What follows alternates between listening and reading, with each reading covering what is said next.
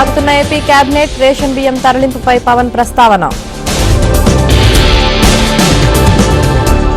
అమరావతికి కొత్త కళ, తొలి దశలో 11,000 కోట్లతో నిర్మాణ పనులకు ఆమోదం.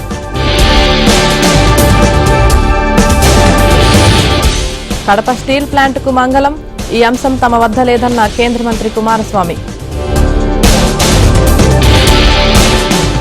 స్టెల్లాషిప్ విషయంలో అధికారుల దూకుడు, 5 శాఖల అధికారులతో మల్టీ డిసిప్లినరీ కమిటీ ఏర్పాటు.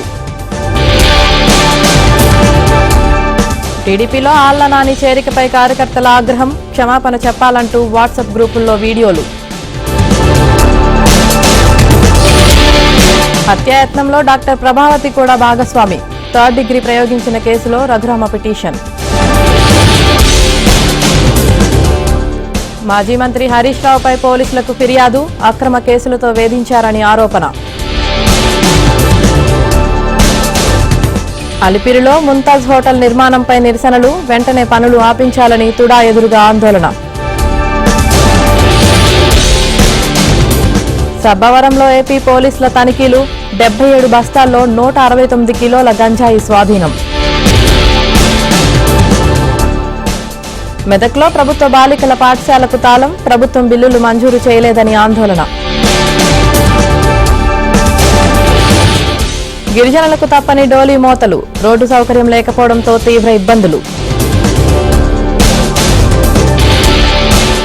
తిరుమల ఘాట్ రోడ్లో విరిగిపడిన కొండచర్యలు, వాహనాల రాకపోకలకు అంతరాయం.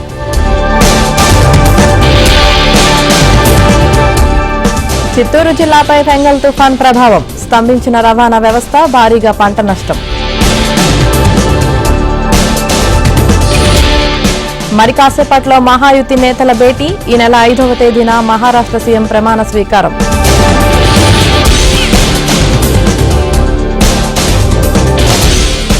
శని ఆదివారాల్లో కూడా పార్లమెంట్ సమావేశాలు, సెలవు లేదని ప్రకటించిన లోక్సభ స్పీకర్ బిర్లా. పార్లమెంట్ ఆవరణలో ఇండియా కూటమి నేతల ఆందోళన, అదానీ ముడుపుల వ్యవహారంపై చర్చకు విపక్షాల డిమాండ్. సరికొత్త జీవితంలోకి స్టార్ షట్లర్, ప్రముఖ వ్యాపారవేత్తతో పీవీ సింధు పెళ్లి.